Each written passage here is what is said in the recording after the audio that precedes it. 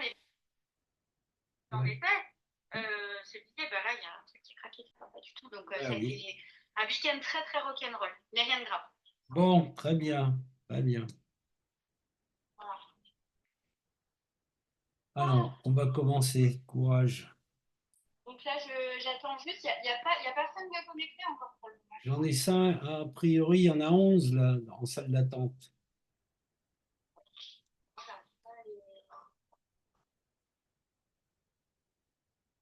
J'ai pas les mêmes paramètres que vous, alors j'arrive pas à les accepter dans la salle d'attente.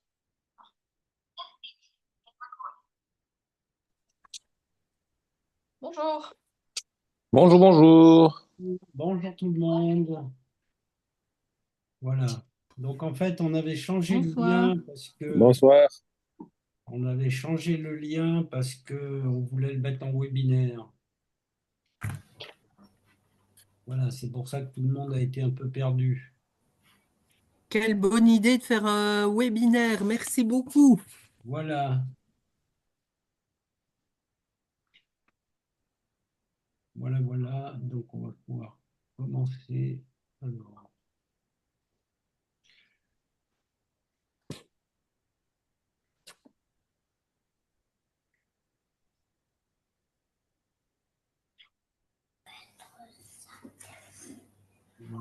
voilà. Alors, on va commencer.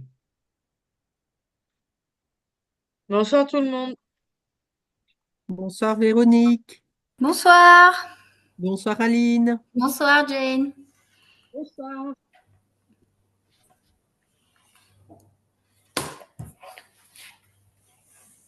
Bonsoir tout le monde. Voilà. Bonsoir Bonsoir tout le Christina. monde. Alors, on fait ce webinaire ce soir, en fait, pour l'enregistrer et le mettre sur YouTube. Voilà. Alors, c'est un webinaire il va vous présenter l'historique un peu et les différentes méthodes de biologie fonctionnelle, comment ça s'est fait, et puis qu'est-ce qu'on peut en attendre. Voilà. Et puis comment ça s'articule, à quoi ça sert, etc. Donc, c'est un très, très vaste sujet qui m'est souvent demandé, et je vais essayer d'être à la fois simple et percutant, comme d'habitude. N'est-ce pas? Comme J'ai toujours. une fois. Oui, Voilà. Est-ce que vous voyez bien? Parfait. Et pensez à couper vos micros si vous pouvez. Merci. Voilà, la biologie fonctionnelle, alors. Pourquoi ça s'appelle la biologie fonctionnelle? Ben, parce qu'on va étudier les fonctions, et c'est une biologie qui n'est pas orientée vers le diagnostic, hein. Les médecins ont demandé aux biologistes des examens qui leur permettaient d'appuyer un diagnostic nosologique, c'est-à-dire de trouver, de confirmer le nom d'une maladie, et puis de faire un suivi des traitements.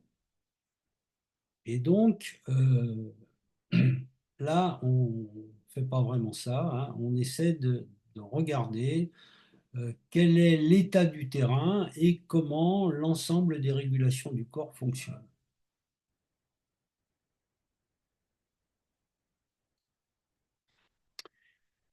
Alors, lorsqu'il y a 50 ans, je terminais mon premier séminaire de formation en homéopathie, je pensais déjà qu'il faudrait mettre un peu de logique dans la masse de données de nos matières médicales et que la méthode ne serait vraiment acceptée que si elle fournissait des preuves biologiques de son action. Depuis, ma quête n'a jamais cessé et j'utilise quotidiennement 3 examens de biologie qui éclairent mes cas difficiles. Ces examens sont en outre des outils puissants de validation de nos concepts. Alors, en effet, depuis des décennies, on nous laisse croire que des résultats normaux veulent dire que tout va bien, un bilan complet dit absolument tout de vous, et un taux de cholestérol bas est toujours un bon signe. C'est ce que certains appellent la dictature des normes. Alors, le premier des examens auxquels on va développer ce soir, c'est un examen fondamental qui va permettre de clarifier l'état du terrain du patient. Dans cette démarche, j'avais été précédé par 2 médecins inventifs. Le premier, George Jenshaw, était médecin à New York et il avait eu l'idée de tester les remèdes homéopathiques sélectionnés à la répertorisation dans le sérum de ses patients dès 1930. Alors c'était très intéressant parce que le remède qui marchait in vivo semblait en effet donner une floculation in vitro, et donc il avait une espèce de confirmation de ses choix in vitro dans ces tubes à essai, un petit peu à la façon d'un test de grossesse. Mais c'était une époque où la biologie avait des outils très rudimentaires. Enfin, on voyait bien qu'il se passait quelque chose quand le remède correspondait aux symptômes du malade. Donc celui-ci a conduit de multiples expériences et publications dans l'indifférence générale avant de publier l'ensemble de son expérience dans un ouvrage que j'ai traduit en français en 1995, Le test de réactivité sérique, une approche scientifique de l'homéopathie. Le deuxième est le docteur Paul Henry, qui est un homéopathe belge, homéopathe et anthroposophe, qui développait des études sur les bourgeons. Son outil, c'était la gémothérapie dans les années 60. Celui-ci, souhaitant objectiver l'effet de ces remèdes, réalisa des pathogénésies biologiques de ceux-ci en comparant les bilans sanguins de lapins avant et après 6 semaines de traitement intensif de chaque bourgeon. Alors en effet, on faisait un bilan biologique au lapin, on lui donnait des granulés secs à manger et puis le bourgeon à boire, et puis au bout de 6 semaines, on regardait dans quel sens cette thérapeutique avait modifié les équilibres sériques.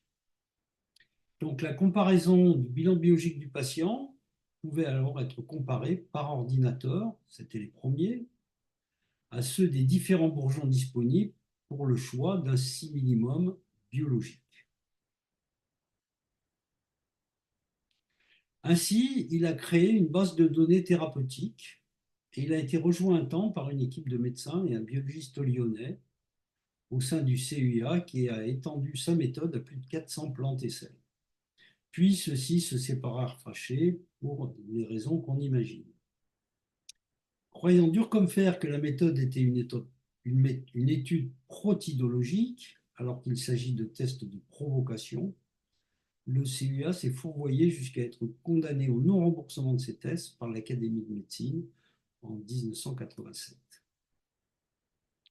En 1988, avec un petit groupe d'amis, nous avons associé les principes des deux méthodes afin de les rattacher à la clinique avec un minimum de paramètres hautement significatifs. Depuis cette époque, nous l'avons affiné grâce à plus de 120 000 cas étudiés et l'aide d'une centaine de prescripteurs réguliers dans différents pays d'Europe et d'Amérique. Vous avez sans doute remarqué que nous parlons de santé et pas de maladie. Notre profil biologique BNS est un outil biologique innovant dans une démarche de prévention et pour un choix objectif de soins naturels et donc pas limité aux médecins. Il se distingue des bilans biologiques classiques dans la mesure où il n'est pas axé sur le diagnostic, mais sur l'identification des déséquilibres des régulations tissulaires. Voilà, alors en anglais, on pourrait traduire ça par Serum Protein Cluster Profile.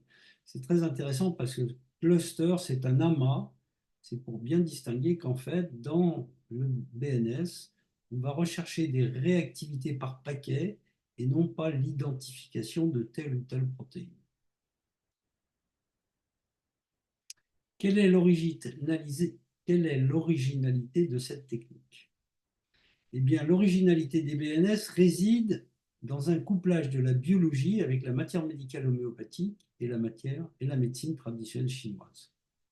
De ce fait, le BNS explore la sphère psychosomatique dans son ensemble. Les BNF sont à la fois un dosage quantitatif et une évaluation de la qualité des équilibres biologiques du milieu intérieur. Une série de dosages est effectuée en milieu colloïdal.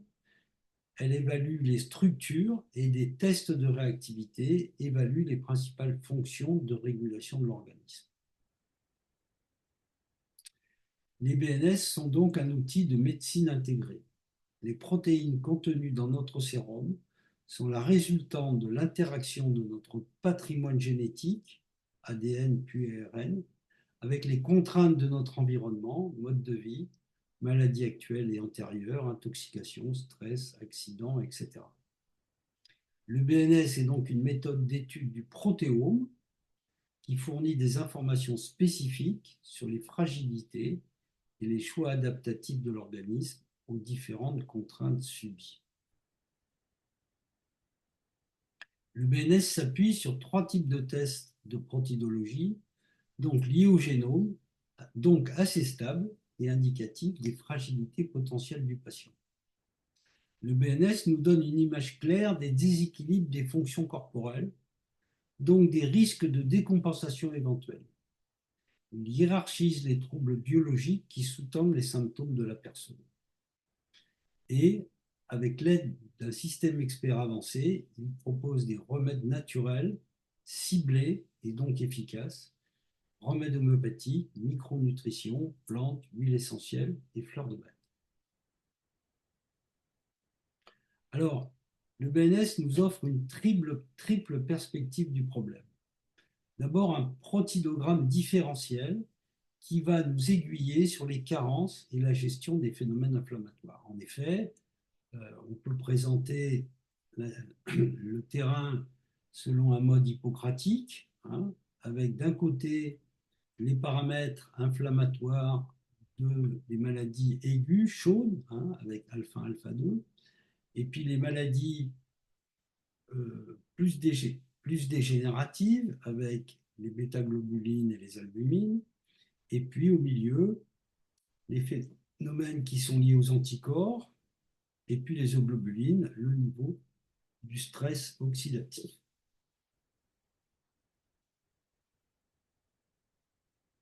Donc, on va calculer les tendances à travers 6 vecteurs, qui sont en fait 6 vecteurs de vitesse de décompensation du vieillissement du sujet. Le vecteur intoxiqué va nous donner une indication sur l'état du foie et de la vésicule biliaire, qu'on pourra corriger avec des éléments comme le soufre et le magnésium. Le vecteur dystonique correspond aux parois du corps, le poumon, le gros intestin, la peau, qu'on pourra compenser avec des éléments comme le phosphore et le zinc. Ces 2 tendances se retrouvent dans les phases 1 et 2 de Reykjavik, c'est-à-dire les pathologies de type stagnation et chaleur. Et puis au milieu de notre tableau hippocratique, on va trouver 2 tendances de blocage lymphoïde, avec la tendance lymphoïde, rate-pancréas, avec comme élément de correction le calcium et le chrome, qui correspondent à des pathologies de phase 3, maladies de surcharge. Et puis une tendance acide, avec l'estomac et l'hypophyse, le décrochage hormonal, qu'on corrigera par l'élément sodium, les remèdes de l'élément sodium, et qui va correspondre à une phase 4, c'est-à-dire à des phénomènes d'acidose localisée sur une sécheresse tissulaire. Et puis, complètement à droite, les pathologies de déminéralisation, où là, le rein, la vessie, l'os, le cartilage seront en cause, et un petit peu plus humides, les pathologies vasculaires, avec en particulier le cœur, les vaisseaux, l'intestin grêle, et puis traités par les éléments or et silicium. Alors ces deux tendances déminéralisées vasculaires vont correspondre aux phases 5 et 6 de Reykjavik, c'est-à-dire à la tendance auto-immune et dans une phase ultime à la décompensation cancéreuse.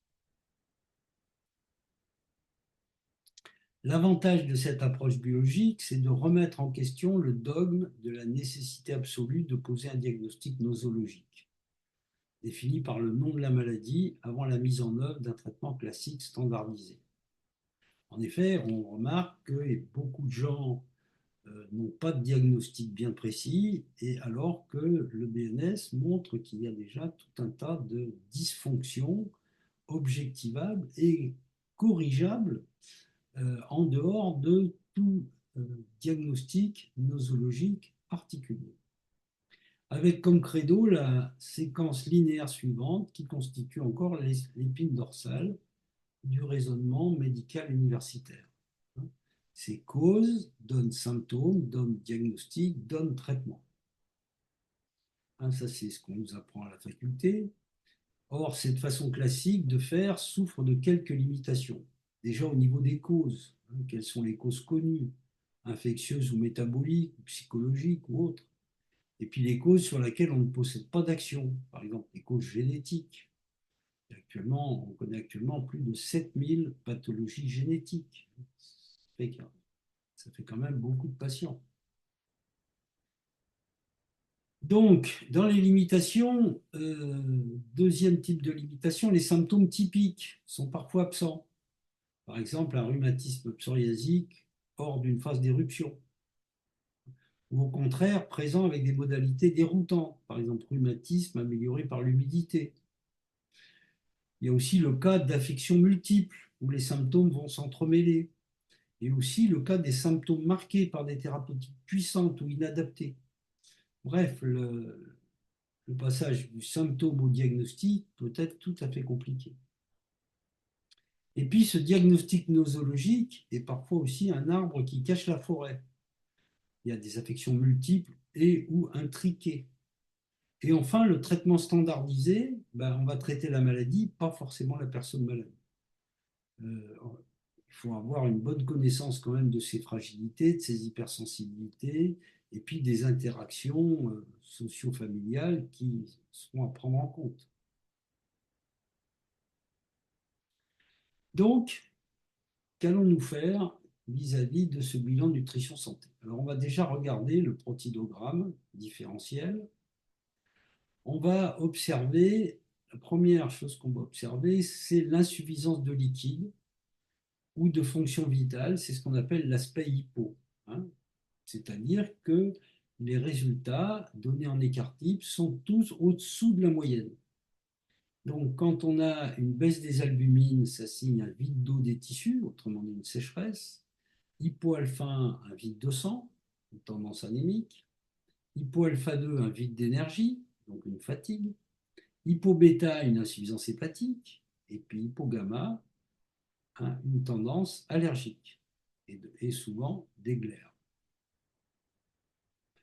En effet, on se rend compte que l'élément inflammatoire dans l'apparition et le développement des pathologies est essentiel. Or, en fait, cet élément inflammatoire, elle va se développer sur des vides.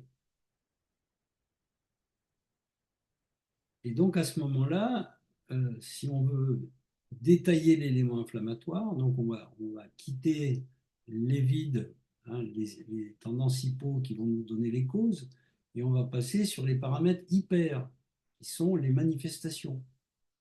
Donc, ces manifestations, ces paramètres sont les marqueurs d'une inflammation ou d'un engorgement. Hyperalbumine, c'est un stress nerveux, c'est des gens qui sécrètent beaucoup de cortisol. Hyperalpha 1, c'est une inflammation tendino-musculaire. Hyperalpha 2, une inflammation cutanéo-muqueuse.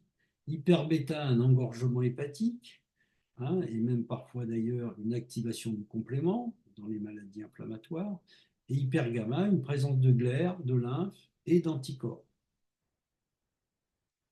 Alors, pour ceux qui auraient du mal à mémoriser, nos amis anglophones ont ce petit moyen mnémotechnique. Les albumines, il y en a beaucoup. Les gamma, il y en a un petit peu moins. Et puis, entre les deux, il y a alpha 1, bêta. Bien sûr, on tiendra compte des associations. Alors, l'état inflammatoire aigu macrocytaire, c'est hyperalpha 1 et alpha 2. La souffrance vasculaire, hyperalpha 2 bêta. Le terrain allergique, hypo-bêta et gamma. L'acidose tissulaire, hypoalbumine, hyperalpha 1. La tendance auto-immune, hyper-bêta-gamma et souvent E-gamma. Et puis le terrain cancéreux, hyperalpha 1, hypercuivre. Voilà, déjà rien qu'avec ces 5 paramètres-là, on peut avoir une idée assez claire de ce qui se passe. Alors, ces résultats sont rendus à travers un système expert qui vous explique ce qu'il faut retenir. Alors, d'abord, vous avez un petit compteur qui est pas tellement destiné aux praticiens, qui est plus destiné aux patients, pour lui expliquer si c'est grave ou si c'est pas grave, hein. On lui dit, voilà, vous avez un petit compteur de vitesse, et puis si le compteur est inférieur à 25, eh bien, c'est bon. Et là, par exemple, ben, on n'a aucun paramètre qui dépasse plus 1 ou moins 1, et donc on peut dire, ben, c'est à peu près correct, il n'y a pas grand-chose à craindre. Il arrive que certains résultats soient différents des tests classiques, en particulier au niveau du protidogramme, car la méthode de dosage des différents groupes protéiques n'est pas la même. Donc, classiquement, dans les laboratoires de votre quartier, c'est une électrophorèse sur gélose, donc un rapport charge électrique par rapport à poids des molécules. Pour le BNS, c'est une précipitation fractionnée, donc un rapport charge électrique par rapport à densité des molécules. Il arrive donc qu'il y ait des différences, surtout pour les bêta-globulines, qui sont des protéines grasses et qui ont tendance à flotter dans le sérum. Cela, bien sûr, n'a aucune incidence sur les conclusions du BNS, qui a été calculé comme ça au départ. Deuxième type de test, ce sont les euglobulines. Ces euglobulines sont les marqueurs du stress oxydatif. Et là aussi, on va en tenir compte à partir du moment où ça dépasse plus 1 ou moins 1 écart type. Alors, si les euglobulines sont hyper, cela signe une inflammation et une souffrance vasculaire, souvent avec anxiété constante. Si elles sont hypo, eh bien, ça va signaler une sécheresse. Et évidemment, la sécheresse va faire mal, il y aura des arthralgies, souvent sur traumatisme ou sur stagnation, inflammation. Et la médecine chinoise nous explique qu'en fait, ces tests sont les marqueurs des contraintes externes, c'est-à-dire des contraintes contre lesquelles le corps est en train de se mobiliser. Ce qui nous rendra bien service quand on va essayer de mettre en place une thérapeutique cohérente. Alors, le cas le plus fréquent observé au niveau des euglobulines, c'est l'évolution conjointe de celles-ci. Quand elles sont dissociées, leur position prend alors une signification particulière. En particulier, les euglobulines élevées avec les euglobulines gamma, les euglobulines alpha élevées avec les gamma basses, signent un risque vasculaire majeur. En fait, c'est un feu sur une sécheresse. Il n'y a pas d'eau pour éteindre le feu. Et ça, c'est un symptôme qu'on observe en particulier dans les pré-infarctus. Quelqu'un qui a un bilan comme ça, moi, je suis très inquiet et je pense qu'il faut absolument voir ce qui se passe.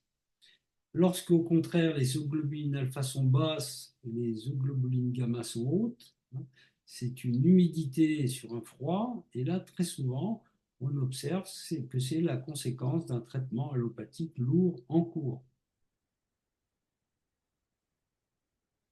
Et là aussi, ben, ça va être montré aux patients sous forme d'un petit compteur avec la valeur donnée sous forme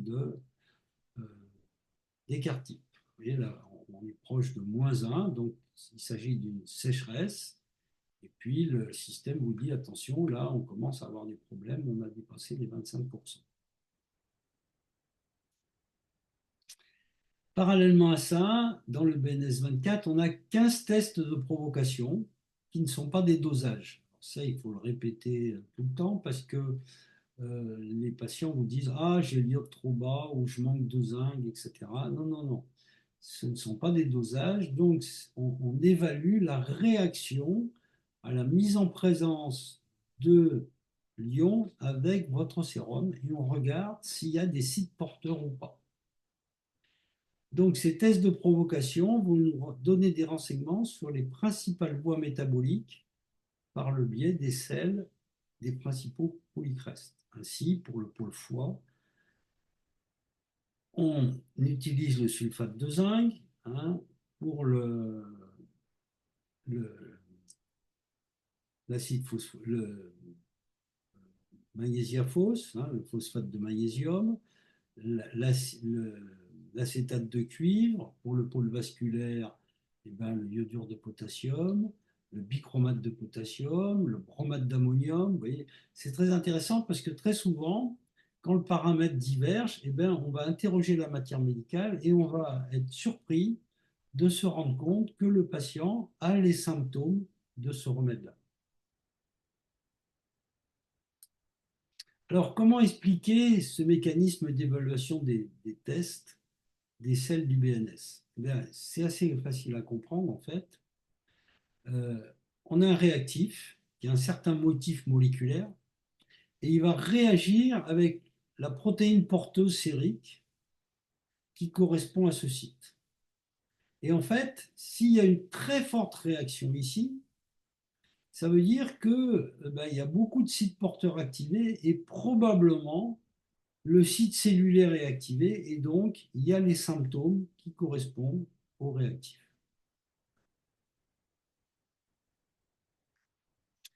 Les résultats des BNS sont donnés en écart-type. Cette méthode statistique permet de comparer les valeurs de paramètres de nature différente et de les classer par déviation constante pour hiérarchiser les troubles. Alors, idéalement, à la moyenne, c'est 0. Entre plus 1 et moins 1 écart-type, c'est une fluctuation physiologique, hein, et on va retrouver là-dedans 75% de l'échantillon. Si le paramètre dépasse plus 2 ou moins 2 écart-types, c'est un cas rare, que 5% de l'échantillon. Et évidemment, c'est hautement significatif. Donc là, il se passe quelque chose. Il va falloir essayer de comprendre quel est le type de trouble qui se signale. Alors, on peut demander deux types de BNS. Le BNS 12, avec seulement 12 paramètres, qui est déjà très puissant, hein, pour les praticiens allopathes, c'est-à-dire ceux qui ne connaissent pas la matière médicale, les naturopathes, les vétérinaires, parce qu'en fait, chez les animaux, on n'a pas besoin de descendre dans des sophistications thérapeutiques, hein. On voit très bien avec quelques paramètres les niveaux d'inflammation ou de sclérose qui sont en cause. Et puis, on peut demander le BNS 24, en particulier si on est praticien homéopathe ou acupuncteur. C'est la même chose, simplement il y a plus de tests de remède. Ces examens sont stables et valables pour une année environ. Autrement dit, faut expliquer au patient que peut-être c'est cher et peut-être c'est pas remboursé, mais ça va lui permettre de gagner du temps. D'abord parce que on va voir exactement à quel niveau il faut agir et dans quel sens. Donc déjà au niveau temps, souffrance, etc. Et puis, comme on aura des thérapeutiques peu chères et très ciblées, ça va être aussi tout bénéfice. Et puis, il faut leur expliquer aussi que c'est un peu comme une radio, c'est très stable, et donc on ne va pas leur en demander un tous les 8 jours. Hein. Donc on peut se servir, bon, à moins d'une maladie inflammatoire grave évolutive, on va demander un bilan tous les ans, et on aura souvent d'ailleurs la surprise de voir qu'il n'y a pas énormément de différence d'un bilan à l'autre.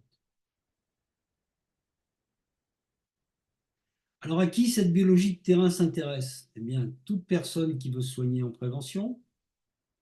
Notre corps a une tendance au déséquilibre qui peuvent amener des symptômes gênants qui évolueront en maladie.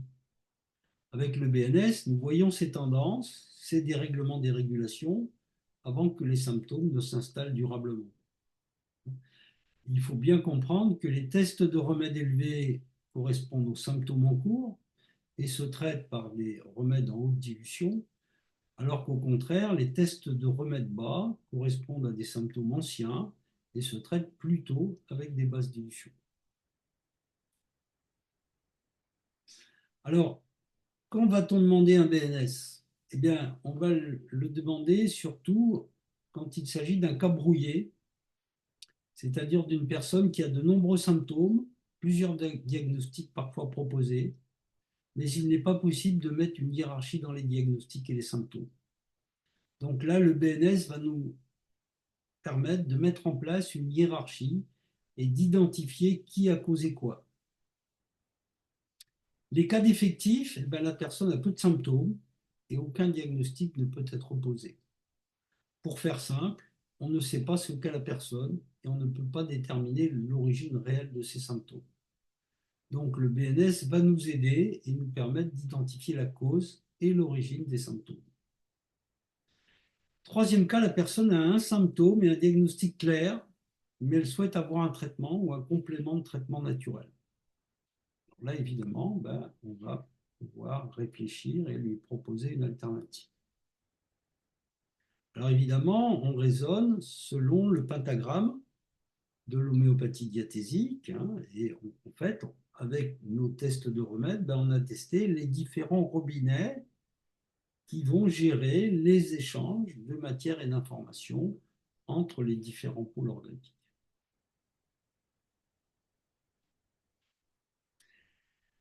Pourquoi faire un BNS? Quel est l'intérêt de cette méthode? L'identification globale des déséquilibres tissulaires, différents d'un simple diagnostic de maladie.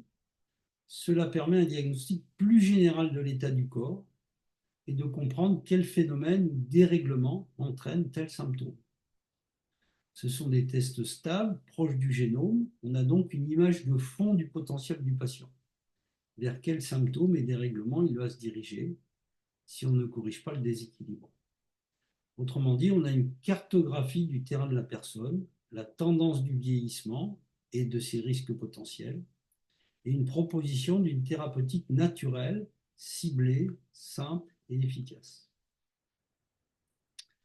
L'intérêt pour le praticien, le BNS est un support biologique et scientifique à sa réflexion, ainsi qu'une aide dans le choix de la thérapeutique la plus efficace pour le patient. Il permet parfois même de confirmer un diagnostic classique, c'est-à-dire nosologique. L'objectif, c'est corriger vos déséquilibres avec des traitements naturels, car la biologie précède la clinique, même si vous vous sentiez bien. Alors ça, c'est très intéressant, c'est-à-dire qu'en fait, il arrive que le bilan soit normal alors que le patient a encore pas mal de symptômes. Bon, ça, c'est tout à fait rassurant, c'est qu'il va aller de mieux en mieux. Ou au contraire, le patient a très peu de symptômes et il a déjà un bilan très détraqué. Et ça, c'est relativement inquiétant. Ça veut dire que dans les 3 ou 4 mois qui suivent, les choses ne vont pas s'améliorer. Alors, on peut présenter les résultats sous forme d'un histogramme. Là, vous avez les 5 paramètres du protidogramme, albumine, alpha 1, alpha 2, bêta, gamma. Là, vous avez les 3 paramètres des euglobulines. Là, on voit par exemple, les 3 euglobulines sont très élevées, hein, donc on a un phénomène de feu, une souffrance vasculaire, avec les E-bêta qui montent en tête, qui correspondent au vent, comme on l'a vu tout à l'heure, autrement dit au souci, à l'angoisse. Ça, c'est quelqu'un qui est certainement très anxieux. Et puis, après, on a tous les tests de provocation et on voit qu'il y en a certains qui dépassent la barre de Musin. On a carbo, on a l'arsenic, on a le manganèse qui correspondent à des symptômes d'inquiétude, de tension nerveuse, éventuellement d'alcoolisme, de surcharge hépatique, etc. Et donc là, on va se retourner sur la matière médicale et essayer de comprendre à quel type de dysfonction l'augmentation ou la baisse de tel ou tel paramètre correspond. Alors après plus de 30 ans de réflexion sur les symptômes médicaux et la logique de leur apparition, je pense qu'il est important de mettre en avant les 2 faits suivants. D'abord, toute pathologie chronique est sous-tendue par une inflammation de bas grade, c'est-à-dire une dysfonction immunitaire en alpha-1-alpha-2 dans les cas de réactions inflammatoires brillantes ou des allergies, et en bêta-gamma dans le cas des maladies auto-immunes et des pathologies vasculaires. Deuxièmement, la notion d'œdème et de sécheresse des tissus est essentielle, car c'est elle qui conditionnera l'évolution lésionnelle du patient. C'est l'équilibre psychologique et hormonal qui la détermine. Et en effet, ça correspond à la bascule des phases de Reykjavik. On va passer d'une phase 3 à une phase 4, donc à des lésions tissulaires qui se développent sur de la sécheresse. Alors voilà une petite présentation de ma biobox. Et on vous dit les cas défectifs, les cas brûlés, les cas brouillés, les maladies chroniques, la prévention, la recherche de solutions naturelles, tout ça, ce sont des bonnes indications pour proposer un bilan de nutrition santé. Alors, il s'agit d'évaluer les différents aspects du risque afin d'optimiser les régulations et l'adaptation globale du sujet. Donc, on va vous proposer une fiche clinique spécifique qui est jointe au kit de prélèvement avec des cases à cocher qui va permettre de cibler les symptômes à rattacher à chaque type de décompensation. Afin d'objectiver la situation actuelle et ses glissements, les décompensations à craindre au sein du milieu antérieur, nous explorons au niveau sérique. Alors, on explore quoi? Eh bien, les coefficients calculés. Donc, on va dire, ben voilà, par exemple, vous avez un autodiagnostic des 6 terrains en pourcentage, les uns par rapport aux autres. Et donc, ce sont en fait des vecteurs. Et là, on voit très bien que les deux plus grands vecteurs, ben, c'est le vecteur acide et le vecteur déminéralisé. Donc, on a un patient qui est en phase acide, c'est-à-dire il est en inflammation localisée sur sécheresse, et puis il est en train d'évoluer vers la phase déminéralisée, c'est-à-dire bien sûr de la déminéralisation, mais avec un risque d'auto-immunité qui n'est pas anodin. Voilà, tout cela pour attirer l'attention du praticien sur le niveau de déstabilisation de ces différents thermostats biologiques et donc l'urgence éventuelle d'une décision thérapeutique. Alors pour ce faire, on a un coefficient d'homéostasie qui est calculé et qui va vous dire si le patient est stable ou pas. Alors en principe, ce coefficient doit être supérieur à 75%, là c'est le cas, 78%. Donc là on est tranquille, on va dire ben, l'état évolutif actuel est relativement stable et donc on n'a pas trop à se casser la tête, on peut mettre des choses au point, on peut discuter. Même dans les maladies graves, ça ne veut pas dire que ce n'est pas grave, hein. Ça veut dire que ça ne bouge pas beaucoup. Voilà. Par contre, si ce coefficient s'effondre, eh ben là, on est en phase évolutive relativement rapide, et là, il faut s'énerver pour trouver une solution. Alors, on a un deuxième coefficient évolutif, c'est le coefficient de vieillissement vasculaire, et on a mis au point ce coefficient pour justement essayer de quantifier la vitesse de vieillissement vasculaire. Vous savez que c'est passé dans le langage populaire, hein, on dit on n'a que l'âge de ses artères. Ce qui n'est pas faux, et en fait, notre lit vasculaire, qu'il soit artériel, veineux ou capillaire, et même lymphoïde, c'est un lit qui travaille tout le temps et qui donc va avoir tendance à vieillir. Le lit capillaire va plus ou moins se boucher, les artères vont se durcir, il va y avoir des ectasies veineuses, etc. Et cela va se faire plus ou moins vite. Donc là aussi, ça ne nous donne pas la gravité, l'état de gravité, mais ça nous dit si ce lit vasculaire se dégrade normalement ou au contraire s'il se dégrade rapidement. Et plus il se dégrade rapidement, évidemment, plus il va falloir avoir l'attention attirée vers un risque vasculaire et mettre en place des thérapeutiques de prévention de ce risque vasculaire. Alors évidemment, qu'est-ce qu'on va pouvoir proposer aux patients? Une organo ou une sérothérapie, hein, pour l'organe en état de dégénérescence. Vous savez, en particulier, la sérothérapie a la propriété de relancer les cellules souches. C'est un véritable cure de rajeunissement, hein. Nous, on utilise beaucoup les remèdes du laboratoire IMOV.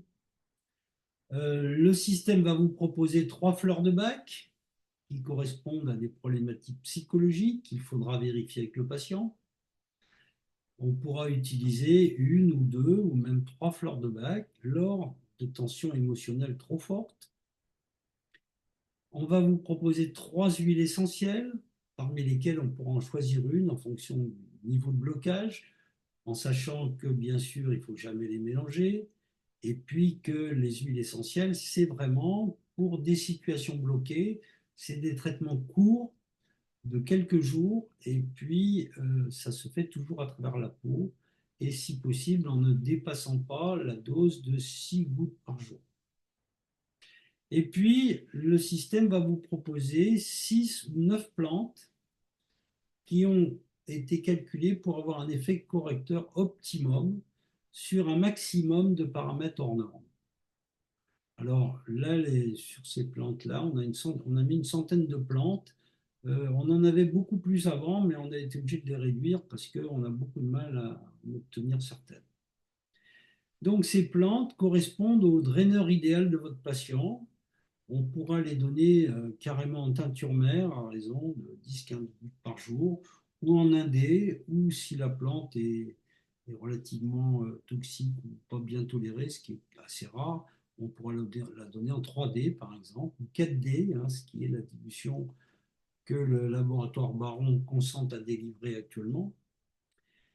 L'intérêt de ces plantes, c'est qu'elles sont riches en vitamines, en acides gras essentiels, en phytohormones, en antioxydants, dans des rapports idéaux, hein, c'est les rapports du vivant, et elles constituent un traitement physiologique et bon marché. Alors, ces thérapeutiques sont présentées sous forme avec leur nom latin, hein, puis le nom français, puis la famille, et puis 2 ou 3 mots-clés qui vont vous donner leur niveau d'action principal. Vous voyez, par exemple, Sénéga, hein, c'est une plante qui agit au niveau du poumon, qui est tonique et qui est fébrifuge et qui dégage le poumon. Voilà. Ficus carica, bah, c'est une plante vermifuge qui agit au niveau de l'estomac et puis qui est une antiépileptique, etc. Voilà, alors là aussi, vous ne donnez pas tout, hein, vous allez choisir la plante qui correspond le mieux aux symptômes du patient.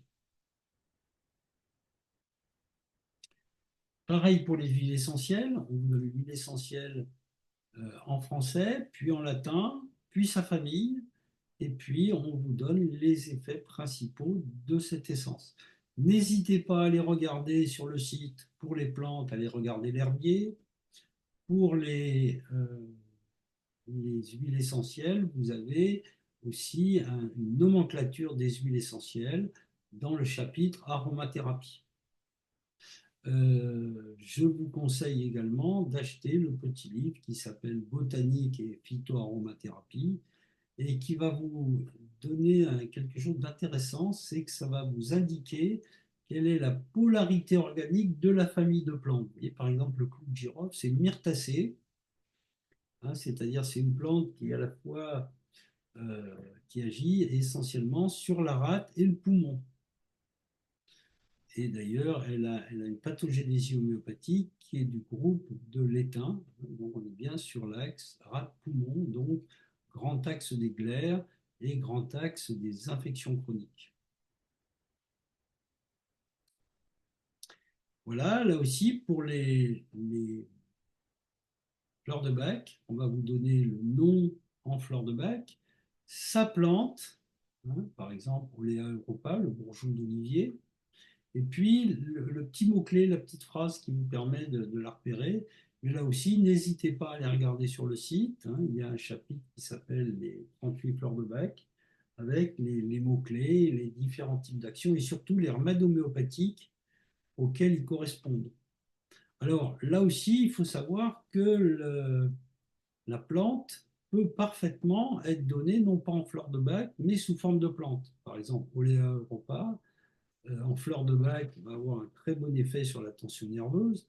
Par contre, Olea europa, teinture mère ou un DH, ou même sous forme d'olivum, hein, d'un laboratoire italien, c'est une grande plante de rajeunissement vasculaire et d'hypertension artérielle.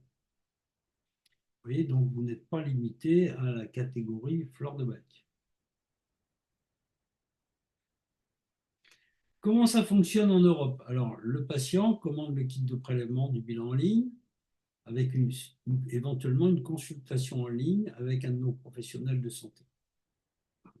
Et puis, vous avez le petit mail d'Aline qui s'appelle contact@mybiobox.com. S'il y a une difficulté, s'il faut préciser, donner une précision, faire envoyer une ordonnance pour que l'infirmière prélève, etc. C'est elle qui va s'en occuper. Le prélèvement se fait par une infirmière ou par une amie qui peut piquer ou par le praticien s'il est habilité à le faire. Et le patient va laisser décanter le sérum et va l'envoyer par la poste. Hein, il va réaliser la procédure d'inscription et la manutention du sérum et l'envoi par la poste. Alors, deux petites choses à préciser. La première petite chose, c'est qu'il y a une erreur sur le, le petit dépliant qu'il y a dans le kit. Hein. Il ne faut pas mettre le sérum au frigo. Hein. Il ne faut pas mettre le sang au frigo. Vous laissez le sang décanter à température ambiante et une fois que c'est décanté et que vous avez séparé le sérum, là, vous pouvez le mettre au frigo. La deuxième chose, c'est que c'est inutile de l'envoyer en chronopost ou avec un courrier rapide, ça ne va pas plus vite, c'est beaucoup plus cher. Donc envoyez-le en courrier suivi, ça suffit largement.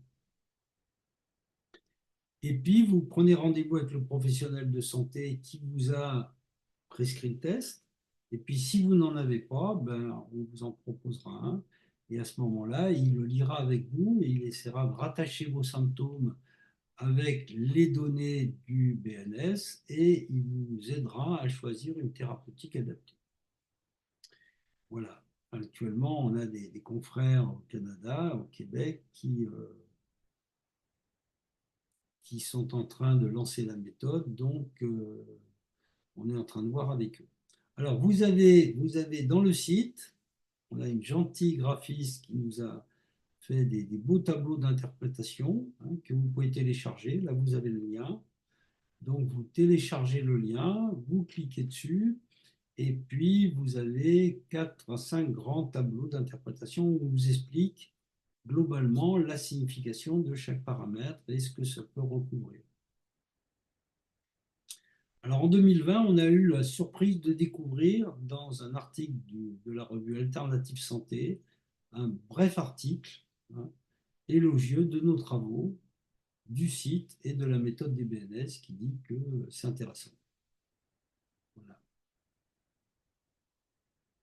Les différents tests du BNS permettent une vision globale et synthétique du niveau des dysfonctions du patient pour répondre aux 5 questions que se pose le praticien. Où les 18 tests de remède vont nous renseigner sur le niveau de souffrance organique et des régulations en cause. Comment?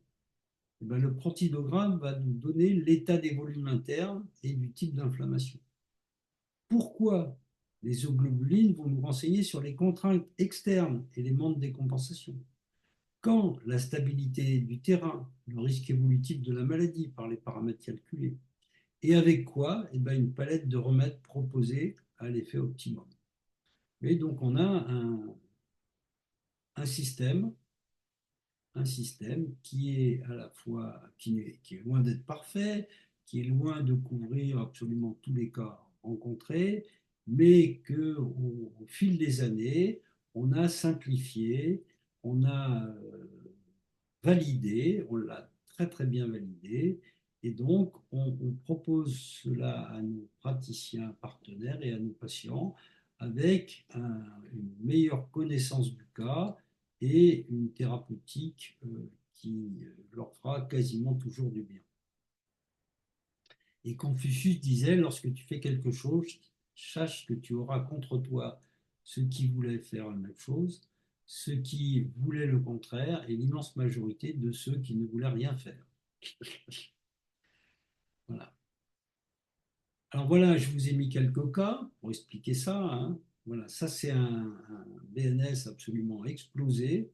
Vous voyez qu'on voit que les paramètres du protidogramme sont tous bas, il n'y en a qu'un qui est complètement explosé. Les globulines sont complètement explosées, puis des tests qui sont absolument extraordinairement hauts, les tests de remède. Hein. C'est un jeune garçon de 14 ans avec pour seul symptôme quelques hémorragies rectales récentes. Voilà. Donc, a priori, on peut dire qu'il a des vers, il a des hémorroïdes, thyroïde, etc. Et quand on voit ce bilan, eh ben, on est quasiment sûr qu'on a affaire à une pathologie auto-immune, probablement une rectocolite ulcéro-hémorragique, même s'il n'a pas vraiment de douleur encore, et même si on n'aurait pas tendance à s'énerver. Et puis, chose très intéressante, eh bien, le calcul propose Glycyrrhiza glabra, la réglisse, qui est un excellent anti-inflammatoire digestif, avec un effet cortisone-like qui va refroidir l'évolution de ce jeune patient, ce qui va lui permettre d'attendre son rendez-vous avec le gastro-entérologue, d'attendre la coloscopie et d'attendre d'avoir une prise en charge tout à fait classique. Deuxième cas, une femme de 45 ans avec un BNS récent presque normal. En effet, on voit qu'il n'y a pratiquement pas de bilan, il n'y a pratiquement pas de test qui dépasse plus 1 ou moins 1 écart type. Un bilan qui est très proche de la norme. Et en fait, c'est un cas de sclérose en plaques traité avec le BNS depuis le début, avec la plante de la sclérose en plaques qu'on a découverte d'ailleurs grâce au BNS. Et elle prend 10 gouttes par jour depuis 15 ans et elle n'a plus de poussée et elle n'a aucun déficit. Vous voyez, ça c'est un des gros intérêts de la méthode, c'est-à-dire ça permet de stabiliser le terrain et donc on ne dit pas qu'elle est guérie, mais on a stabilisé la maladie et cette jeune femme a une vie tout à fait normale, avec une thérapeutique absolument très ciblée, mais minime. Troisième cas clinique, c'est une femme de 63 ans en surpoids qui vient de faire changer sa prothèse cardiaque. Elle a une hyper-alpha 2 bêta, donc un bilan qui est typiquement vasculaire, légèrement hyperfloculant, il y a une surcharge lipidique. Le paramètre mercure élevé correspond aux symptômes de Rustox. Le Rustox, c'est un remède du groupe du mercure. Et en fait, elle a ces symptômes de dérouillage matinal et de besoin de bouger pour ne pas être ankylosée. Elle a un deuxième paramètre qui monte beaucoup, qui est argentum nitricum, qui correspond à sa compulsion dans ses affaires. Elle a toujours 25 fers au feu. Et puis l'ordinateur calcule tout ça et nous propose Crategus oxyacantha, l'aubépine, qui est une grande plante régulatrice des fonctions vasculaires. Voilà, là je vous ai mis un ensemble de références des différents bilans de floculation. Voilà, avec bien sûr le livre de base de Paul-Henri et puis différents auteurs qui ont travaillé dessus. Évidemment, je vous conseillerais la médecine demain, qui est l'explication détaillée de tout ce que je viens de vous dire et que vous pouvez demander auprès de FFMI, comme d'habitude. Deuxième type de bilan qu'on va utiliser, dans certains cas, c'est le bilan des neurotransmetteurs. Alors, qu'est-ce que c'est le neurotransmetteur? Eh bien, ce sont des peptides qui représentent un petit peu ce qu'on pourrait considérer comme les hormones du cerveau. Nos humeurs, nos comportements, nos pensées, nos émotions sont largement influencées par ces peptides importants agissant au niveau du cerveau. On appelle ces molécules des neuromédiateurs ou neurotransmetteurs. Leur dosage s'effectue dans les urines du matin. L'avantage et la caractéristique de notre bilan des neurotransmetteurs, c'est que leur présentation est réalisée en écart type sur notre camembert hippocratique, comme la page numéro 1 des BNS. Voilà, ça c'est la médecine demain, le livre que je vous conseille de lire. Le bilan des neurotransmetteurs, on va en doser 6. Alors, il y en a un petit peu plus que 6, mais disons ceux-là sont les principaux. Et donc, cet outil permet de repérer les perturbations de la biochimie de vos émotions. Un traitement de correction par les acides aminés précurseurs, des oligo-éléments, des vitamines et certaines plantes adaptogènes pourra, en fonction de ces résultats, être mise en place, permettant une amélioration physiologique et spécifique de vos fonctions cognitives et de votre humeur. Alors, qu'est-ce qu'on va regarder? On va regarder un premier axe, qui est l'axe noradrénaline-adrénaline, hein, qui correspond à l'axe foie-rein. La noradrénaline, donc, c'est le côté émotion et libido, c'est l'envie de faire, l'accélérateur, les capacités d'apprentissage, hein, les circuits du plaisir et de la récompense, c'est un très fort élément pulsionnel, hein, la noradrénaline. Et il existe des dépressions à l'effondrement de l'adrénaline qui se traitent en particulier par les antidépresseurs tricycliques. L'adrénaline ou épinéphrine, eh bien, c'est une hormone, c'est un neurotransmetteur, mais c'est aussi une hormone sécrétée par la surrénale.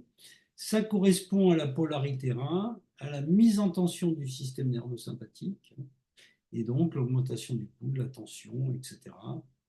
Et ça va sucrer le sujet, car là, on va solliciter le cœur pour un effort nerveux ou pour un effort physique. Et les effondrements de l'adrénaline, ben, quand l'adrénaline est trop haute, c'est que le sujet se cravache tout le temps. Au contraire, quand elle est trop basse, c'est qu'il y a un épuisement des systèmes adrénergiques. Alors voilà comment est présenté le bilan des neurotransmetteurs en écart type et sur le camembert des régulations. Là, on voit par exemple, on a la noradrénaline qui est correcte, hein. Alors évidemment, l'idéal, c'est d'avoir tout sur le cercle de 0. Et on voit qu'il y a un petit déficit en GABA, c'est à peu près normal sur la noradrénaline, c'est à peu près normal sur la dopamine. Les autres sont un peu bas, hein, mais par contre, il y en a un qui est complètement effondré, et c'est la sérotonine. Et donc là, on a un diagnostic de dépression sérotoninergique, probablement burn-out. Deuxième axe, l'axe dopamine-sérotonine. Donc la dopamine, c'est la motivation, hein, c'est la polarité cœur, la motricité, la curiosité, la mémoire, la capacité à élaborer des projets, etc. Alors qu'au contraire, la sérotonine, c'est la prudence, c'est la zénitude et c'est l'équilibre émotionnel. Donc ces deux neurotransmetteurs vont à la fois s'opposer et se complémenter. Donc là aussi, on va les observer l'un par rapport à l'autre. Et puis enfin, le troisième axe, qui est un axe qui correspond aux régulations de la rate pancréas, qui fournit la mémoire et la réponse logique. On a le GABA, qui est le relaxant, qui met le monde à distance, qui va faciliter la réflexion, la mémorisation. Et puis le glutamate, au contraire, qui est un excitant et qui est relativement important d'ailleurs dans le corps. Voilà. Alors, quand est-ce qu'on va demander un bilan des neurotransmetteurs? Eh bien, on va le demander quand il y a un problème d'anxiété chronique, de dépression, de fatigue chronique, d'insomnie, d'impulsivité, de burn-out. Enfin bref, tous les cas où dans la tête, ça ne va pas très bien. Alors, c'est très intéressant d'ailleurs parce que je suis tombé tout à l'heure sur un article coréen qui étudie les populations ayant été vaccinées contre le Covid-19 avec les populations de référence qui ont refusé la vaccination. Et on se rend compte qu'il y a un taux de dépression qui est tout à fait significatif dans les populations vaccinées par rapport aux populations non vaccinées. Alors, l'ouvrage de référence pour le bilan des neurotransmetteurs, c'est dans la tête docteur, hein, qui vous explique ça en détail et qui en plus vous donne un petit test des couleurs qui vous permet d'avoir une idée quasiment immédiate du type de problématique auquel est confronté votre patient et du type de réponse qu'il a trouvé comme solution pour s'y opposer. Troisième type de bilan que j'utilise relativement souvent, c'est les tests ImmuPro. Alors, les tests ImmuPro, c'est fait par différents laboratoires, mais selon les pays.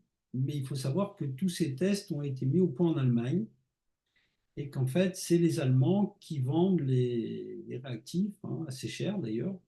Et donc, tous les gens qui font de l'ImmuPro, ils font les prix qu'ils veulent, bien sûr, qui se tiennent à peu près d'ailleurs, hein. Mais le test est cher et c'est les Allemands qui font les prix. Donc, on ne peut pas discuter. Et ce n'est pas MyBiobox. Ceci dit, MyBiobox peut prendre votre sérum en même temps que le BNS et le transmettre à ImmuPro en même temps que le BNS, mais c'est pas MyBiobox qui est cheville ouvrière pour les MUPRO. Alors, ce test ImmuPro, il est intéressant parce que le tube digestif joue le rôle d'une barrière perméable et on pourrait dire qu'en fait, c'est notre radar immunitaire. Hein, il laisse passer les nutriments, aliments digérés, qui permettent les apports nutritionnels journaliers indispensables à la vie. Ce phénomène met en relation permanente notre système immunitaire et les fragments alimentaires digérés. Mais il n'y a pas que ça, c'est que ces fragments alimentaires ils baignent dans du chyle, et ce chyle, pour être digéré, il va traverser une barrière microbienne, un microbiote, qui est un ensemble de bactéries lactiques, de champignons, de différents. Il y a au moins 500 types de bactéries différentes, de champignons, etc. Et puis, il y a à peu près autant de virus, puisque toute cette population microbienne est restreinte, c'est-à-dire pour éviter l'emballement, eh bien, il y a des virus qui vont parasiter ces microbes, qui s'appellent les bactériophages. Donc, la plupart de ces fragments alimentaires traversent notre barrière du tube digestif et sont acceptés, tolérés par notre organisme et notre système immunitaire. C'est ce qui va permettre de les déconstruire complètement et puis de s'en servir pour refabriquer nos propres protéines. Or, on va voir qu'en fait, dans la phase 4, c'est-à-dire quand il y a un décrochage hormonal, et que les tissus deviennent secs, eh bien, l'intestin grêle lui-même va subir cette sécheresse et entre autres cette muqueuse, qui est un filtre tout à fait efficace, ne va plus être aussi efficace. Et il y a beaucoup de protéines qui vont passer et qui vont créer une inflammation de bas grade. Et là aussi, il faut bien expliquer aux patients qu'il y a une énorme différence entre les maladies allergiques qui sont liées aux immunoglobulines E et qui correspondent à des pathologies de phase 3, et puis les intolérances alimentaires qui sont retardées et qui correspondent à des réactions à immunoglobuline G.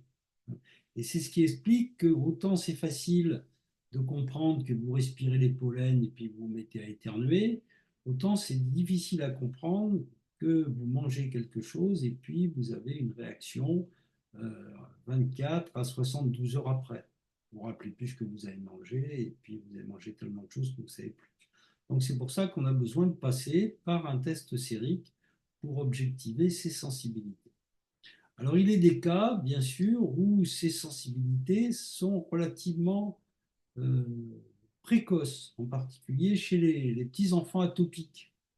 Hein, on sait que les petits-enfants atopiques, ceux qui ont de l'eczéma avant l'âge de 6 mois, eh bien, ces enfants atopiques vont faire tout un tas de maladies allergiques et surtout, dès qu'ils vont manger du lait de vache, ils seront aggravés.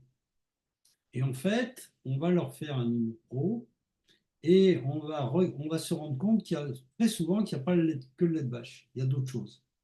Et le fait de supprimer les aliments irritants, ben, ça va complètement transformer durablement le devenir de la pathologie de ces petits patients.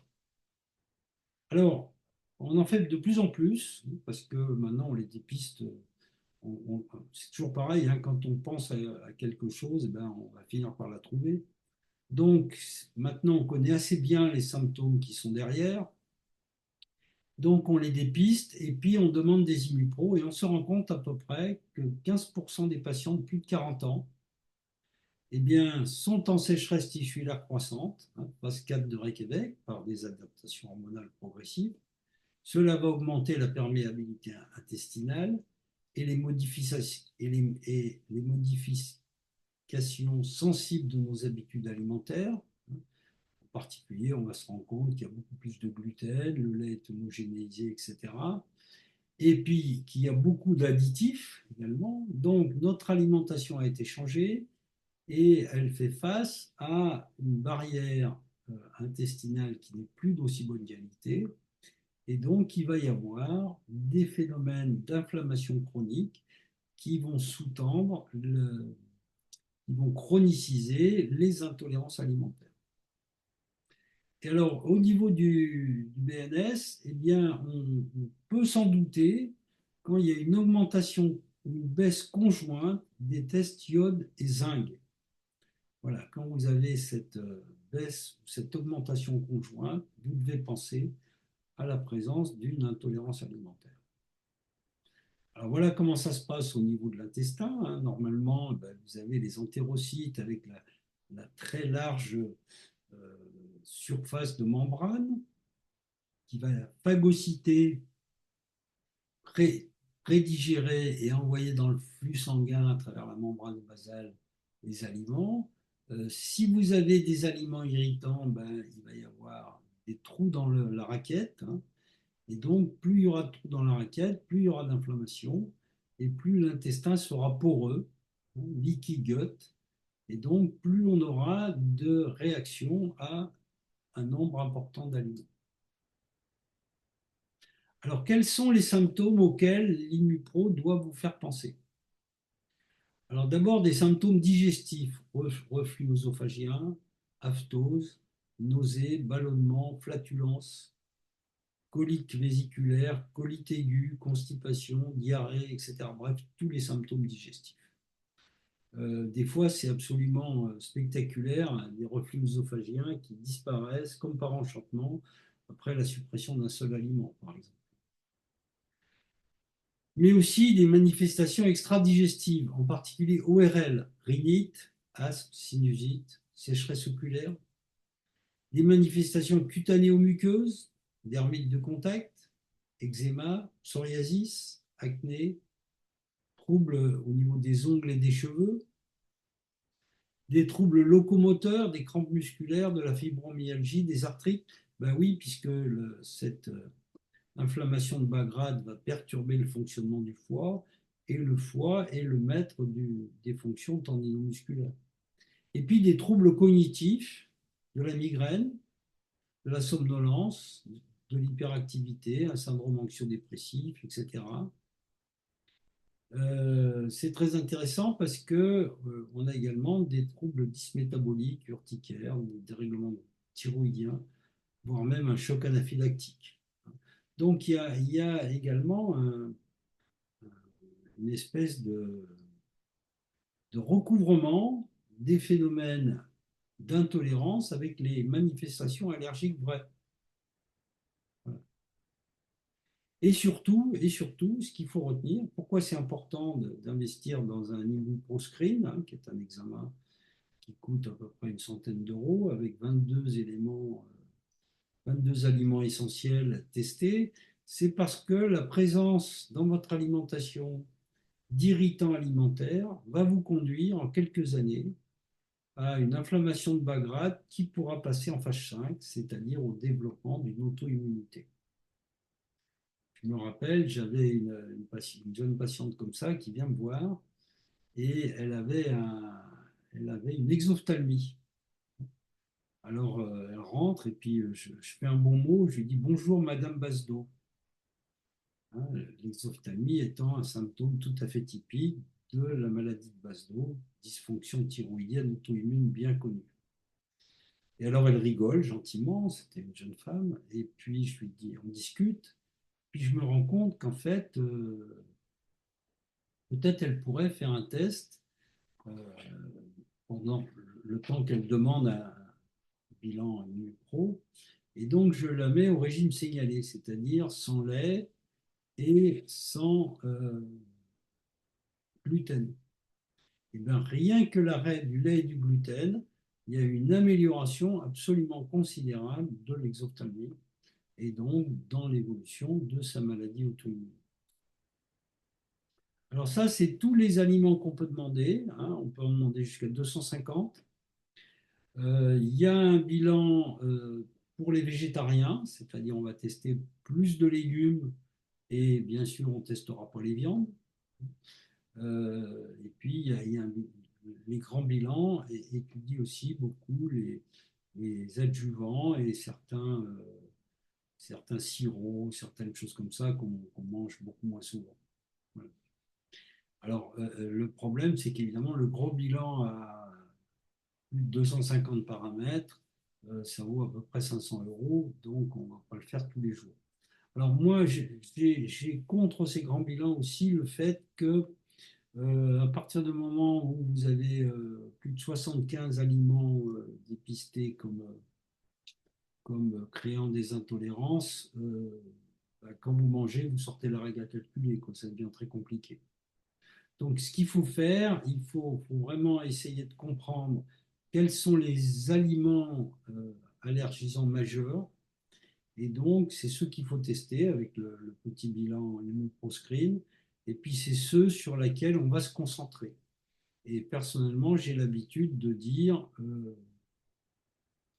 on va se fixer sur 3 types d'aliments et on va regarder ce qui se passe. Et en fait, on se rend compte très souvent qu'en supprimant ces 3 types d'aliments majeurs, eh bien, les autres intolérances disparaissent. En fait, les autres, c'était des phénomènes inflammatoires annexes qui n'avaient pas un rôle moteur dans l'intolérance en cours. Donc, la plupart du temps, il est inutile de demander un grand bilan, hein, qui est cher. L'Immunoscreen à 22 aliments vous permet d'avoir déjà une idée assez précise du cas. Le prix est réduit et il y a un autre intérêt. Le prélèvement sanguin peut être réalisé au bout du doigt sur un buvard. On distingue 4 types d'aliments principalement incriminés. Les céréales à gluten, les laitages, et en particulier bien sûr le lait de vache, les œufs, et en particulier bien sûr le blanc d'œuf, et les fruits à coque. Plus rarement, on trouvera certaines fabacées ou des fruits exotiques. En principe, on proposera une année d'éviction. Et alors en particulier, les gens de chez InnoPro ont l'habitude de proposer un test de provocation. Moi, je le déconseille absolument. Ne faites jamais de test de provocation. Et si tout va bien, pendant ce temps, on aura cicatrisé l'intestin à la glutamine, on aura soigné le foie et on aura corrigé l'immunité avec un BNS. Donc à ce moment-là, on pourra réintroduire les aliments en cause, un par un, progressivement. Alors voilà par exemple un résultat d'un petit bilan, hein. On voit qu'il y a une intolérance majeure au laitage avec le lait de vache, hein. L'œuf de poule, il y a une intolérance importante, le gluten aussi. On voit une petite réponse pour le mélange de miel, mais là, c'est souvent une indication que la personne a aussi une intolérance au pollen, hein, donc ça, il faut interroger. Vous voyez, l'orange un petit peu, bon, on lui dira d'essayer de l'éviter, mais ça, c'est moins important. Et puis l'amande, ça, c'est des fruits à coque, hein. On expliquera que peut-être il pourrait éviter prendre de l'amande. Voilà. Alors, pour ce type de bilan, bah, il y a différents ouvrages, hein, celui de Rueff, l'immunonutrition, celui de Descartes, hein, qui explique qu'en fait, cet état d'inflammation chronique allait créer des troubles métaboliques qui pouvaient sous-tendre une obésité qui résiste.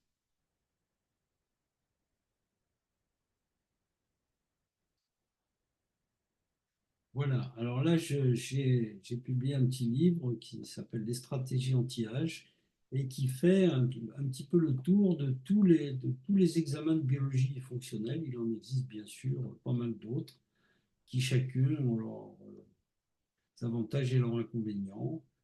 Personnellement, je pense qu'il ne faut pas se noyer dans les paramètres. et dans les tests de tous ordres, avoir déjà ces trois examens qui vont explorer le niveau des carences, l'état inflammatoire, les contraintes et les régulations avec le BNS, le fonctionnement des pulsionnels de votre cerveau, tous les troubles psychologiques, et puis l'INUPRO pour tout ce qui est inflammation chronique et troubles digestifs. Eh bien, on est dans un cabinet de ville, on est équipé pour traiter quasiment tous les patients qui se présentent. Voilà, on va prendre les questions si vous voulez bien me les envoyer. Est-ce que vous avez des questions? Personne? Si, voilà. Alors, Jeanne, On peut la dire ou on doit vous l'écrire? Non. oui, oui, dites-moi, dites-moi. En fait, moi, ce que je voudrais savoir, c'est que dans le BNS, quand on a en première page, par exemple, un bilan où on a une personne qui est intoxiquée, où on voit que c'est l'intoxiqué vasculaire qui ressort le plus. Oui, Ce que je ne comprends pas, c'est en fait à quel est-ce que le corps entier est dans une phase Reykjavik spécifique ou est-ce que par exemple le foie est en phase 1 et 2 et que l'intestin est en phase 5, 6? alors, je vais vous expliquer, en fait, ce camembert des régulations. Moi, j'appelle ça un camembert des Oui, régulations. C'est plutôt pour le patient. C'est-à-dire, il va vous dire, hein, le patient, il va vous dire, il va vous poser des questions très simples. Il va vous dire qu'est-ce qui ne va pas, est-ce que c'est grave? Donc, il faut lui répondre des choses très simples, parce que sinon, il ne comprend pas. Hein. Vous allez lui parler de globuline, d'écartite, tout ça. Il va vous dire, mais qu'est-ce qu'il me raconte? Je ne comprends rien. Ou encore pire, c'est un instituteur, il va falloir tout lui expliquer par le menu. Alors là, vous n'êtes pas sorti d'affaire. Donc, pour se sortir de ce guêpier, on a fait ce camembert des régulations et qui va, si vous voulez, très grossièrement mettre le doigt sur les régulations qui ne vont pas. Hein, si vous avez par exemple un vecteur qui va vers intoxiqué et l'autre qui va vers vasculaire, ben, ça veut dire que votre foie n'est pas bien et que probablement il y a des conséquences vasculaires. Ça ne veut rien dire de plus. Hein. ok, mais pour le thérapeute, alors comment est-ce qu'il peut cibler dans quelle phase Mais le Reykjavik le thérapeute, patient il se s'en trouve? fout, lui. Ah, Hein. On sait que les phases de Reykjavik, ça va se déterminer beaucoup plus avec les tests qui sont détaillés dans le bilan. Quand vous êtes hyper-alpha, alpha-2, vous savez que vous êtes dans des phases de stagnation-chaleur. Hein. Quand vous êtes hyper bêta-gamma, vous savez que vous êtes en allergie. Quand vous êtes hyper hypoalbumin, hyper-alpha, vous êtes en phase 4, etc. mhm. Non, ce camembert-là, on l'a fait vraiment. C'est vraiment une espèce de résumé du cas pour le patient. Ok, donc nous, ce qu'on doit regarder, alors c'est vraiment le coefficient de stabilité, Voilà, ben, tu vas voir s'il est regarder. au-dessus de 75, voilà, Voilà. 75, oui. Oui, non, mais ça, c'est encore autre chose. Les phases de Reykjavik, le bilan ne te donne pas les phases de Reykjavik. Le bilan va te donner des indications qui vont te permettre de trouver les phases. Mhm, Et le bilan ne te donne pas les phases. Le paramètre d'évolution, hein, la vitesse d'évolution, ça va te donner la stabilité du cas. Tu as le temps, tu n'as pas le temps. mhm, Hein. Moi, j'ai des patients, par exemple des patients sidateux en décompensation qui avaient des vitesses, des coefficients de stabilité qui étaient quasiment à zéro, tu vois. Donc là, on sait que dans les 15 jours, il va se passer des choses graves, donc il faut s'énerver. ok, merci. Voilà. Mais il ne faut pas confondre juste. Non, mais je comprends bien ta question qui est logique. le camembert des régulations, c'est pas un calcul des phases. Ça te donne une idée, mais en fait, c'est surtout beaucoup plus pour expliquer de façon simple au patient dans quelle logique de fragilité il est.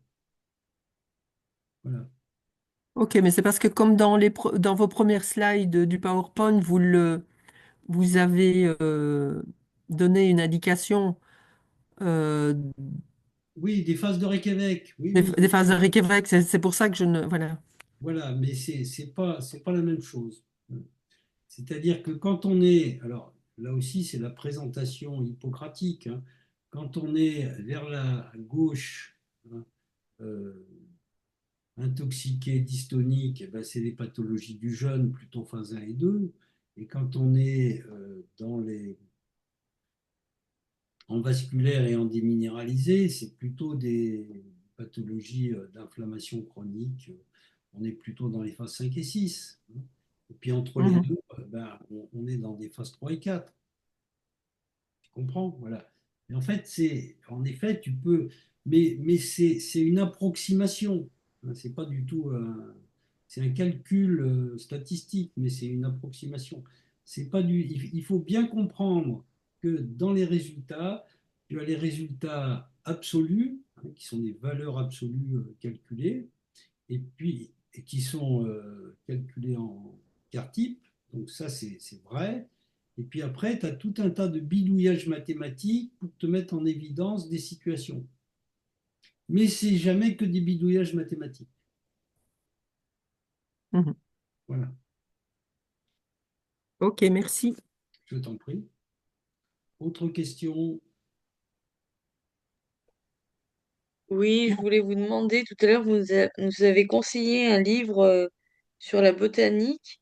Est-ce que Oui, c'est le vôtre oui, c'est le ou qui mien. est précis de botanique et de phytothérapie du praticien, c'est ça? Exactement. D'accord. Vu que vous n'avez pas dit le nom de l'auteur, Voilà. j'ai supposé que c'était le vôtre. Non, mais c'est par pure modestie. Non, mais merci, c'est bon. Mhm. Du coup, moi, j'avais une autre question alors. Oui, Concernant les intolérances alimentaires, ça j'ai bien compris, l'IMUPRO, j'ai bien compris. Par contre, quand on a un patient qui ne peut manger ni lait, ni gluten, ni œufs, oui. C'est ce qu'on euh, appelle la totale, ça. oui, la totale. Donc, comment est-ce que vous faites pour le nourrir en plus, si c'est un enfant, comment est-ce qu'on fait en tant Alors, que maman? j'ai des petites fiches que je donne à mes patients et qui sont d'ailleurs sur le site, hein, qui sont des fiches qui vous proposent des alternatives au lait, des alternatives au gluten, des alternatives pour les recettes en particulier. Contacte-moi, Jane, je t'aiderai. Voilà. Et Non, mais ça alors, va, je vais les trouver. Si je Ouais. sais qu'elles y sont, je les trouve. Parce voilà, que, tu vas les trouver sur voilà, le site. on va dire l'expérience avec surtout ma deuxième fille qui s'est retrouvée à manger donc sans gluten, sans produits laitiers, ni les allergènes croisés, sans fruits à coque, sans maïs, sans FODMAP, sans œufs, sans, enfin, voilà. J'ai cuisiné pendant 4 ans comme ça. Donc voilà. Et Elle alors? Ok, avait un merci. syndrome, elle avait un syndrome de l'intestin irritable et elle s'en est sortie grâce à une cure d'Alforex et à de la glutamine, hein, voilà. Voilà, c'est bien. Oui, oui, faut d'abord cicatriser à la glutamine, hein, et Mm, ensuite, il faut, avec le BNS, pour calmer l'inflammation, protéger le foie, etc. mm, Voilà, c'est pour mm, ça qu'en fait, ces deux examens, et c'est ce que j'ai beaucoup de mal à faire comprendre aux gens de l'IMUPRO, enfin, ils commencent à s'en douter un peu, hein. Mais si vous faites que l'IMUPRO, vous faites que la moitié du travail, hein. C'est-à-dire, c'est exactement comme les allergologues qui identifient le pollen en cause, hein. Donc, ils vont désensibiliser au pollen, hein, mais tout le monde respire le pollen, et puis il n'y a que le patient, lui, hein, il est malade. Donc, il n'est pas malade à cause du pollen, il est malade à cause de sa réaction propre. Et donc, en fait, vous devenez intolérant parce que vos tissus sont secs et puis parce que vous avez une tendance inflammatoire qu'il faut corriger par le biais du BNS. Mhm.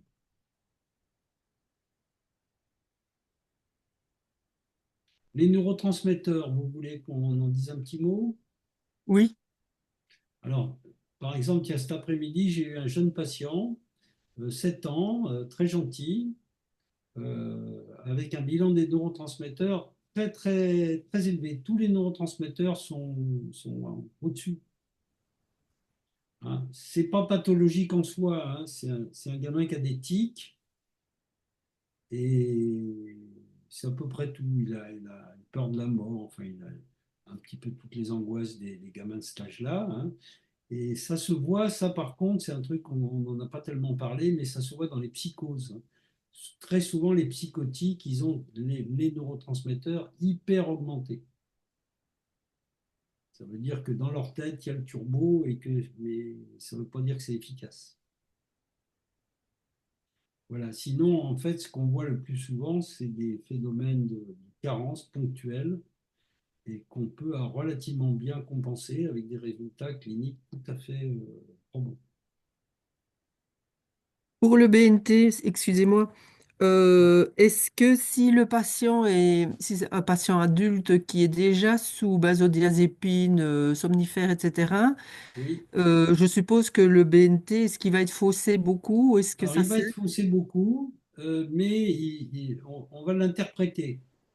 Hein. Par Ah, exemple, ok. une benzodiazépine, ça va agir essentiellement sur le GABA. Mhm. Voilà. Donc, s'il y a un taux de GABA qui est plus élevé que la normale, on saura que c'est la benzodiazépine. On Ok. sait, on sait à peu près sur quels neurotransmetteurs agissent à peu près toutes les molécules de la neuropharmacologie. Donc, si tu me dis qu'est-ce qu'il prend, je serai capable de corriger les résultats. Oui, c'est parce qu'en fait, je vous en avais déjà parlé, vous m'aviez dit que le BNS, ça ne servirait à rien. Par contre, le BNT, on pourrait trouver. Voilà, c'est-à-dire le BNS, lui, il va mettre en dépistage les carences, les inflammations, les dysfonctions, etc. Mais si c'est vraiment un problème de vécu, de trouble de la cognition, de la tension nerveuse, etc., c'est plutôt le BNT qu'il faut faire. Hein. Alors, si le BNT est normal, à ce moment-là, moi, je demande un BNS. Parce que ça Mhm. veut dire que le cerveau, il flotte pas dans l'espace, hein, il repose sur un métabolisme et une immunité. Et donc, à ce moment-là, ben, on regardera sur quoi il repose. Et des fois, on trouve des choses très intéressantes au niveau du BNS qui ont un impact sur le moral. Tout à fait. Mhm.